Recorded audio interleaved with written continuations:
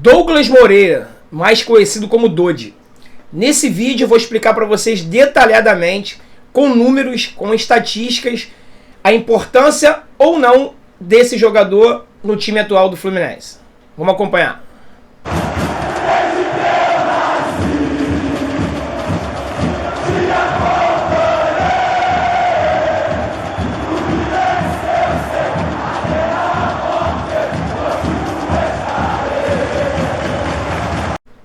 Fala galera, sejam bem-vindos ao canal Sentimento Tricolor. Meu nome é André Luiz, sou personal trainer, tenho 40 anos e tricolor desde que nasci.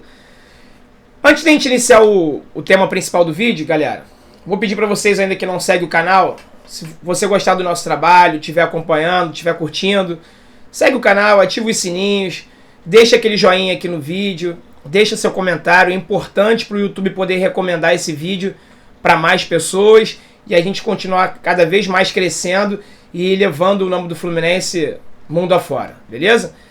Vamos lá, galera, eu vou falar sobre detalhadamente um pouquinho sobre esse jogador Dodi, né? Eu vou tentar criar uma tríade aqui para vocês entenderem exatamente o que está acontecendo. Eu fiz algumas anotações para não deixar passar nada. E vamos começar a história lá de quando ele chegou no Fluminense. O Douglas Moreira, o Dodi, ele tem 24 anos e ele começou a carreira dele no Criciúma. Ele é da base do Criciúma. Ele veio para o Fluminense em 2018. Passou o ano de 2018 todo sem nenhum destaque e mesmo assim o Fluminense continuou acreditando no jogador. Em 2019 o contrato dele com o Criciúma terminou. O que o Fluminense fez? Continuou acreditando no jogador. Renovou por mais um ano. Que é o contrato que está chegando ao fim agora. Mesmo sem ele apresentar absolutamente nada, e aí eu já deixo uma pergunta para vocês logo de cara. Antes das finais do Carioca, você renovaria com o Dodi? Você faria tanta questão do Dodi quanto você está fazendo hoje? Na minha opinião, o André respondendo, não, eu não faria. Porque o Dodi passou 2018, 2019 e o iniciozinho de 2020 sem nenhum tipo de destaque. E mesmo assim o Fluminense continuou acreditando no jogador. Mesmo se ele tendo destaque e os elencos de 2018 para 2019 serem praticamente desfeitos, porque a maior parte dos jogadores saíram e o Fluminense contratou, que era o habitual na época da FluSócio, na gestão Abad, montava-se um time, chegava no final do ano, desmontava o time todo, montava um time novo de novo, sendo quase impossível de dar certo. O Dodi continuou durante todos esses anos, 2018, 2019 e 2020. Início do Campeonato Carioca 2020, ele tendo chances, ele tendo oportunidade, continuou sem se destacar, sem ter grandes atuações. O que o presidente Mário fez? Continuou acreditando no jogador e apresentou uma proposta de renovação para ele. Antes das finais do Carioca. O staff dele aceitou, o empresário dele concordou, aceitou a proposta do Fluminense, o jogador também aceitou, e um aperto de mão foi dado, foi selado um acordo entre o empresário do Dodi e o presidente Mário Bittencourt. O que ficou combinado nessa reunião? Que para não atrapalhar a cabeça do jogador, após as finais do estadual contra o time da Lagoa, esse contrato seria assinado. Aí eu faço uma pausa aqui e deixo a minha opinião. Eu não consigo entender até hoje se o contrato já estava tudo acertado, se houve um aperto de mão. E isso não é informação minha, não é nada privilegiado. O repórter Vitor Lessa, que ele é setorista do Fluminense, numa live no canal Saudações Tricolores, revelou isso. Isso é público e notório. Ele falou, tem no Twitter dele, inclusive. Eu publiquei no Twitter do Sentimento Tricolor e ele foi lá e confirmou. Ainda me corrigiu porque eu falei que o aperto de mão tinha sido dado entre o Dodi e o presidente Mário. Ele confirmou a história e só me corrigiu falando que o aperto de mão foi entre o empresário do Dodi e o presidente Mário Bittencourt. Então, se já estava tudo acertado, se o acordo estava feito, por que não ter assinado naquele momento? Para não incomodar a cabeça do jogador e não atrapalhar a performance dele nas finais. Mas se você tem um contrato renovado com um clube gigante como o Fluminense, isso é motivo de alegria e orgulho. Eu acho que não ia atrapalhar a cabeça de nada. Afinal de contas, o acordo já estava feito. Ok. Mas não foi assim. O que eles trataram era que após as finais do estadual, esse contrato, o empresário dele iria no CT ou nas Laranjeiras poder efetivar a renovação. O Dodi se destacou tanto na final da Taça Rio quanto nos 2 jogos da final do estadual. O que aconteceu? O presidente Mário Bittencourt está esperando até hoje, o empresário dele irá assinar o contrato. A partir do término das finais do estadual, o passe do jogador foi valorizado, segundo o empresário dele. E aquele acordo de cavalheiros que tinha sido feito entre o clube e o staff do jogador foi descumprido. A partir daí, várias reuniões foram feitas e prazos dados ao Fluminense para uma resposta, seja positiva ou negativa. Nenhuma delas cumprida. A última se encerrou na segunda-feira, ontem. Esse vídeo está sendo gravado numa quarta-feira. O prazo final tinha sido dado na segunda-feira. O Fluminense tinha batido o pé. Seja positiva ou seja negativa a resposta, eu quero que ela seja dada até a data de segunda-feira. Porque se for positivo, a gente acerta logo a renovação, o jogador fica com a cabeça tranquila para poder desempenhar o melhor papel em campo. Se for negativo, o Fluminense tem que ir ao mercado para repor essa saída do jogador. Por quê? O Campeonato Brasileiro, devido à pandemia, só acaba em fevereiro, final de fevereiro. E o contrato de jogador vai até dezembro.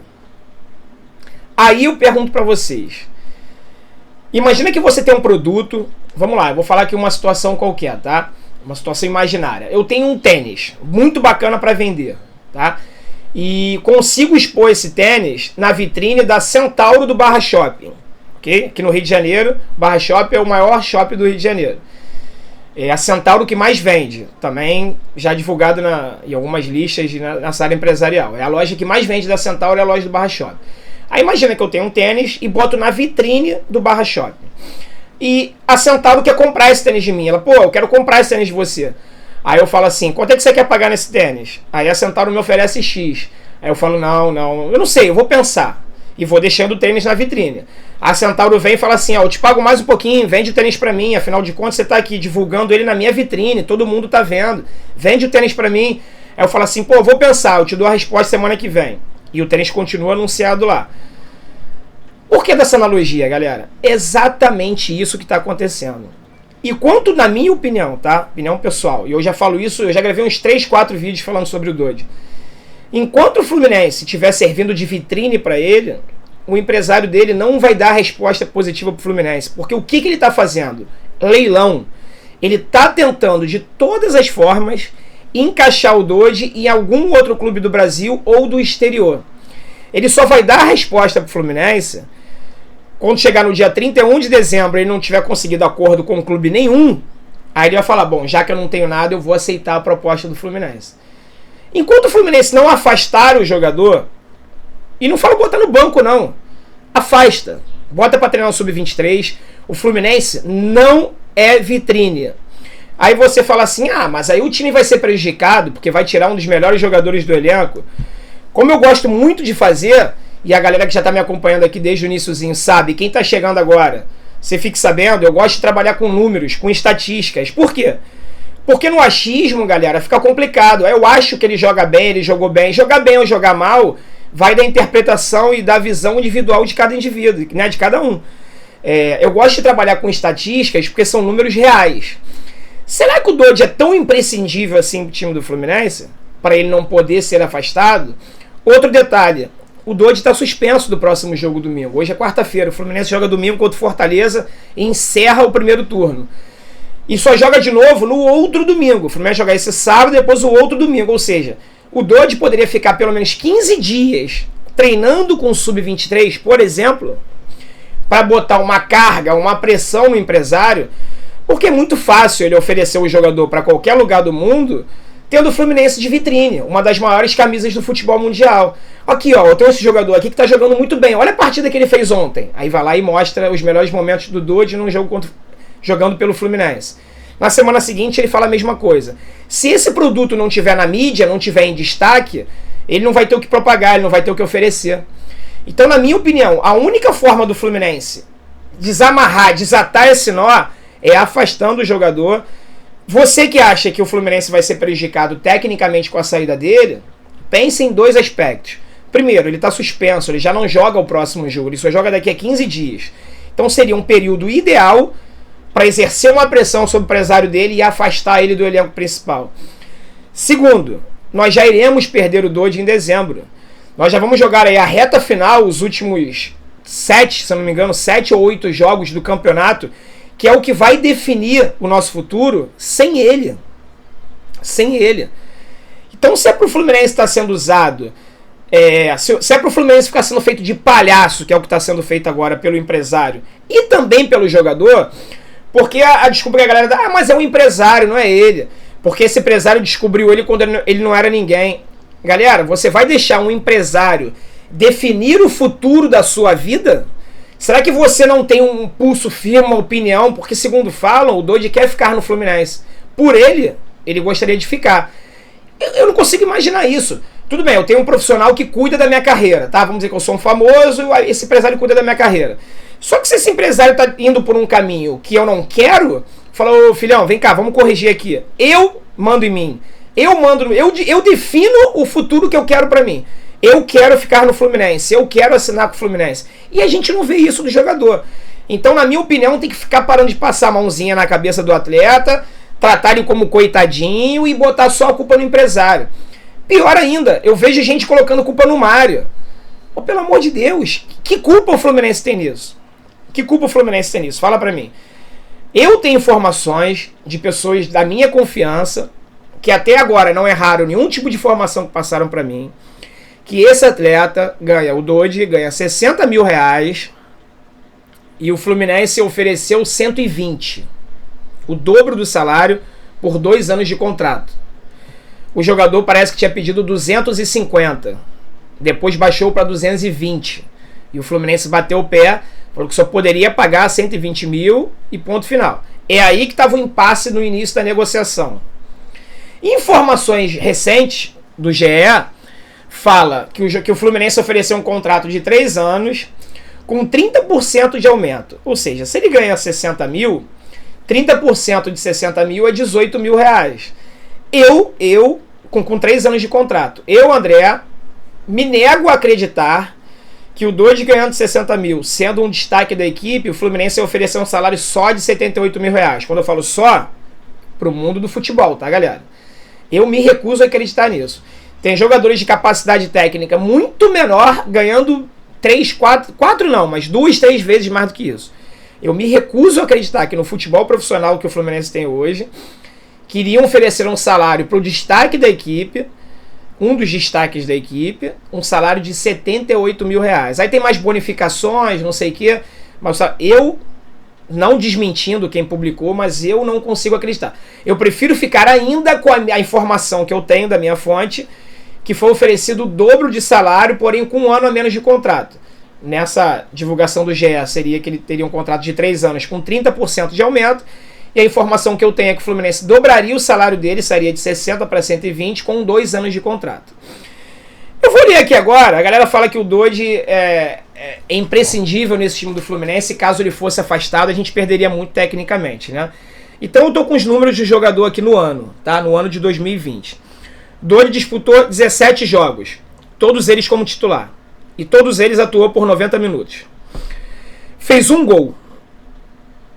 Tudo bem que não é a função dele. Ok, fez aquele belo gol contra o Vasco. Toque na bola. Ele dá, por jogo, ele dá 64 toques... Perdão, toque na bola não, passes, né? Ele dá 64 passes por jogo de média. Ele não tem nenhuma assistência, não deu nenhum passe para gol.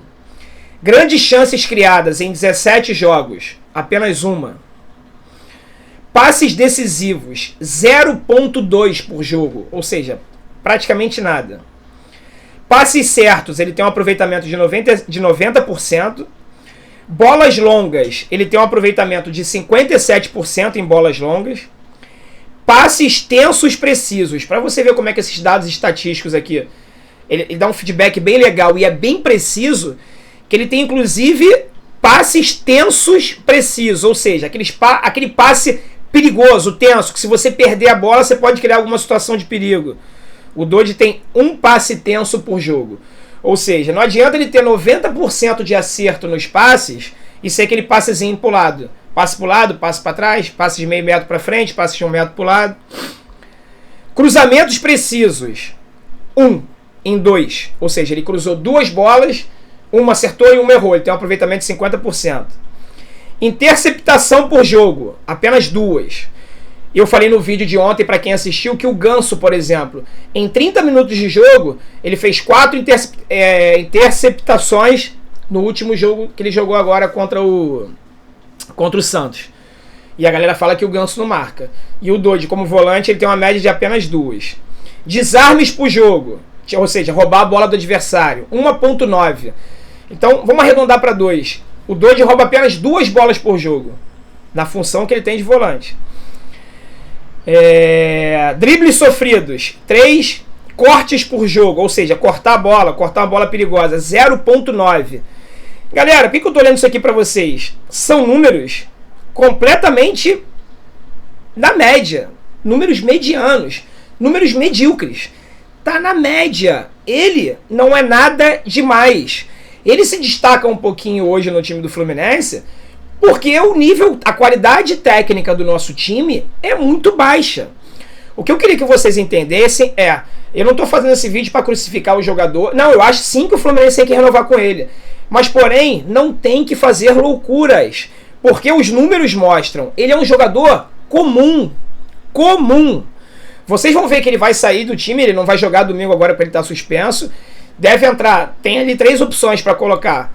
O André, o Yuri ou o Calegari. Provavelmente, conhecendo um pouquinho o trabalho do Odair, ele deve colocar o Yuri. Não é o que eu faria. Eu daria uma chance para o Calegari na função do Dodge. Já que o Julião já virou titular, não tem jeito, eu daria uma chance para o Calegari. Mas são as 3 opções que ele tem. Calegari, André e Yuri para aquela posição. Vocês vão ver que o nível será mantido. O Dodge é um jogador comum. Não merece ser feito loucuras. Não merece ser feito loucuras. Ah, mas o Fluminense tem o Hudson, ganha 300 mil. Chega de loucura. Se é para fazer esse tipo de doideira, de comprometer a folha salarial do clube nos próximos 3 anos, que seja para um jogador que vai fazer a diferença, que vai subir o clube de nível. O Dodge não é esse jogador. Então eu acho que sim, que o Fluminense deve renovar com ele, mas sem fazer loucuras. Ok? Essa é a minha opinião. O que você acha, galera? Deixa aqui a sua opinião, vamos trocar uma ideia sobre isso. É um assunto polêmico, o vídeo ficou um pouquinho mais longo, mas eu fiz questão de fazer essa tríade para você entender exatamente tudo o que está acontecendo no caso Dodge. Ok? Um forte abraço, saudações tricolores.